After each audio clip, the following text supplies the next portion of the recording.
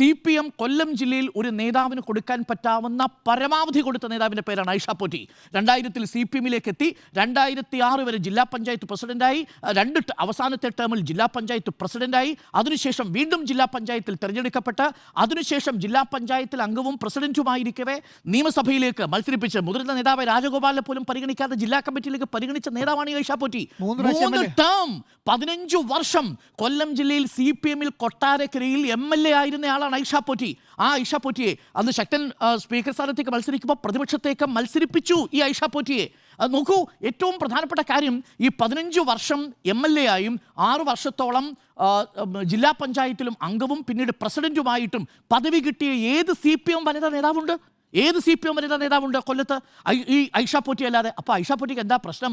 Car വെച്ച്, കൊടി വെച്ച കാർ അല്ലെങ്കിൽ ബീക്കൺ ലൈറ്റ് വെച്ചൊരു കാറ്, അധികാരത്തിൻ്റെ കാർ ഇല്ലാത്തതാണ് ഐഷ പോറ്റിക്ക് പ്രശ്നമെങ്കിൽ അങ്ങനെയുള്ള ഒരാൾ CPM-ൽ തുടരാതിരിക്കുന്നത് തന്നെയാണ് നല്ലത് എന്നുള്ളതാണ് എൻ്റെ ടേക്ക്. മാത്രമല്ല, ഒരു കാര്യം കൂടി പ്രേക്ഷകർ അറിയണം.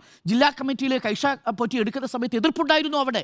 മുതിർന്ന നേതാവ്, എനിക്കൊന്ന് രാജഗോപാലാണെന്ന് തോന്നുന്നു, രാജഗോപാലിനെ പരിഗണിക്കുന്നതിന് പകരം ഐഷ പോറ്റിയെ പരിഗണിക്കുമ്പോൾ 21 ജില്ലാ സമ്മേളനങ്ങളിൽ ഒരിടത്തിൽ പോലും ജില്ലാ കമ്മിറ്റി മീറ്റിംഗിൽ, സമ്മേളനമല്ല, ജില്ലാ കമ്മിറ്റി മീറ്റിംഗുകളിൽ ഒരു കമ്മിറ്റി മീറ്റിംഗിൽ പങ്കെടുത്തിട്ടില്ല ഐഷ പോറ്റി, ജില്ലാ കമ്മിറ്റി അംഗമായിരിക്കെ.